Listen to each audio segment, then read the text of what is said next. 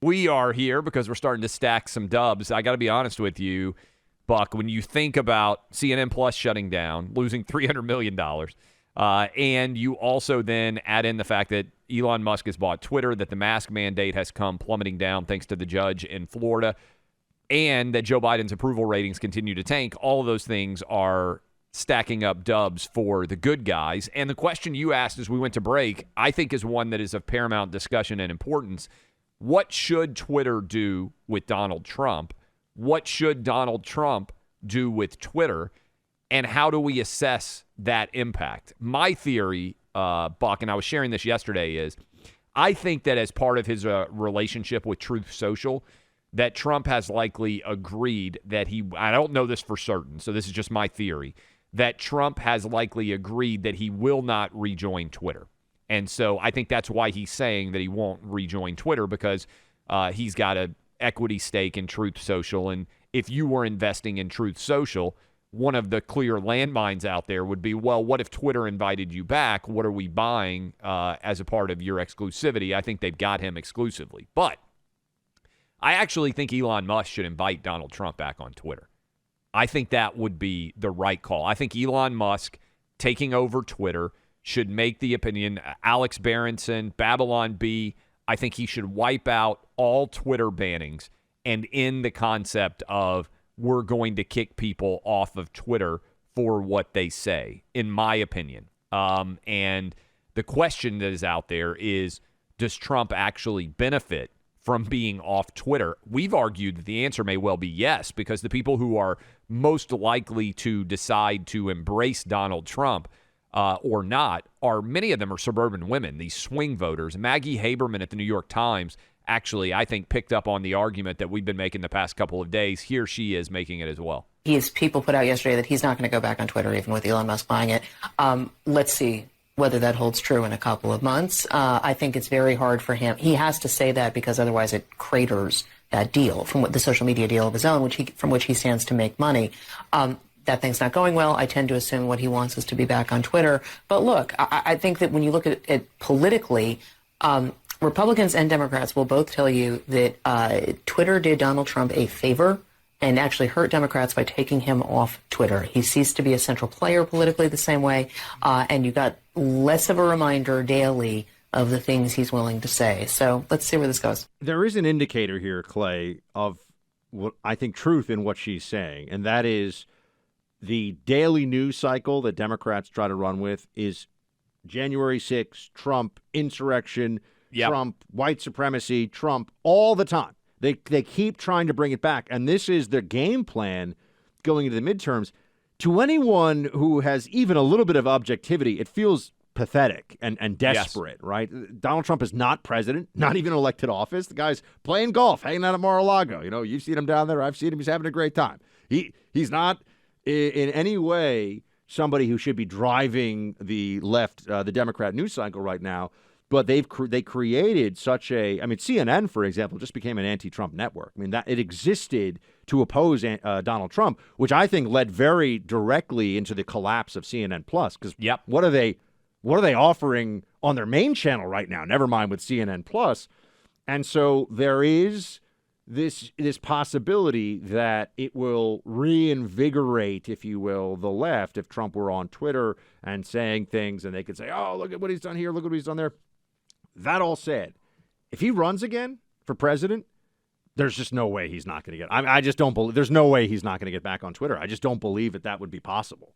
Here is what I would be doing if I advised Donald Trump associated with this. I would be putting the polling in front of him on a regular basis. This came out yesterday, Buck. Insider Advantage and the Harvard-Harris poll both polled Trump versus Biden head-to-head. Insider Advantage had Trump up 4. General election, Harvard-Harris had Trump up 2.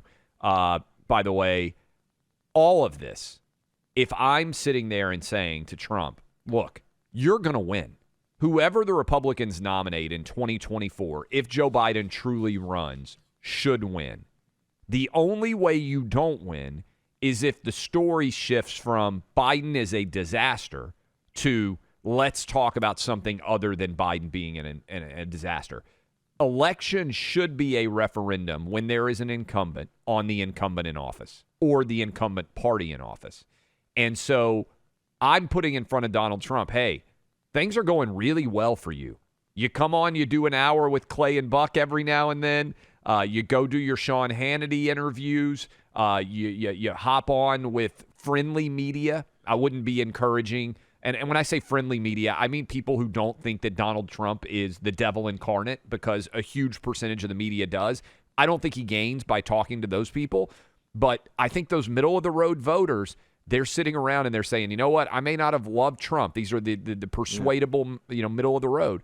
But he was nowhere near as bad as Biden is on every issue. My concern is Twitter makes the issue Trump again as opposed to Biden. Yeah, and you also have there must be, I think, if Trump is going to run for a second term, which it looks like he is. We don't know yet. It's a ways off. But there's going to need to be people around him who say, okay, this time you already crushed the media. You brought CNN to its knees. It was highly entertaining. It was amazing. Now it's time, round two, if assuming we get there, it's not a circus anymore, it's serious. Now's when the agenda gets implemented. Now's when the wall gets finished. Now's when the promises that are made are all promises kept. And because even Trump would say, look, it was supposed to have 8 years, right? So no one thinks it all got done in 4 years. But that shift from circus to seriousness. Now, the media is, of course, going to say insurrection. But I'm saying block that out for a second. From what Trump and the people around him could do, a renewed sense of focus and a lack of distraction. Now, there are going to be some people who say they're not confident necessarily that's a shift that's possible. Yep. I will have to see. But I do think that's important and will be important going forward to bring back.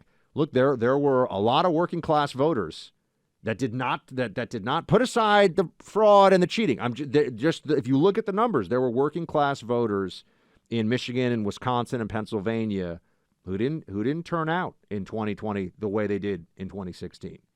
There were some problems here, and that to address that properly the next time around, there needs to be a sense of focus, a sense of purpose, and pursuing the agenda and the mission, and not, just slapping around Joe Scarborough on Twitter for kicks.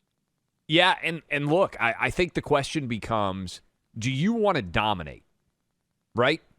Or do you want to be sitting late at night worried about where those final ballots are going to come in, right? Because 2016, narrow victory. 2020, by the numbers, narrow loss. Basically 100,000, 150,000 vote swing. I really believe that Trump could dominate, especially in the Electoral College in 2024, if he runs the campaign of, hey, I wasn't perfect, but Biden is a disaster, and I will fix the mess that he created. That's the message. That's the message in a sentence. I'm big on, Buck, when I used to teach, I taught creative writing back in the day at Vanderbilt in A Different Life. I'm big on, if you can distill anything into a sentence, story in a sentence is huge. Trump's story in a sentence is, to me, I wasn't perfect as president, but I was way better than Joe Biden, and I will fix everything that he's gotten wrong. That's a landslide win. Yes. But if it's Joe Biden saying, I'm not perfect, but Donald Trump is going to be tweeting like crazy, and he's not going to let you sleep comfortably at night, that's a right on the periphery moment of in 2024 win or loss again. And obsessed with the 2020 election. This is the other thing. Yeah. This is the other thing. If we're really going to talk about this, how do we move? How do we become a Republican Party that can have a conversation about the leader of the party that is helpful going forward? That is not just always cheering section. This is going to be an issue. I worry about this. Yes, you have to address the concerns of 2020 for the next election, but there's a difference between making sure that we work on election integrity and that people have full faith and a sense of accountability in the elections, and sounding like you're complaining about it still. Yeah. There's a difference. It's a great point. It might be a bit subtle, but there is a difference in these things. And my hope is that 2022 is such a landslide that puts 2020 in the background and we start to focus on 2024, because elections are about the future. They're not typically about the past. All of these are going to be big, monumentally important conversations to have. Yeah, and if Ron But DeSantis first- can win in Florida, let's say, by a few 100,000 votes after winning by 40,000 30,000. votes, Yeah. it means that, elections can have consequences and really good ones, too. You want to run that's the exactly table. right. Because I think there's a good chance that Florida is the story coming out of 2022, and people are saying, holy cow, Florida went from a toss-up state for 20 years to one that's firmly in the Republican camp now, which would be potentially part of the monumental victory that Ron DeSantis could show in 2022.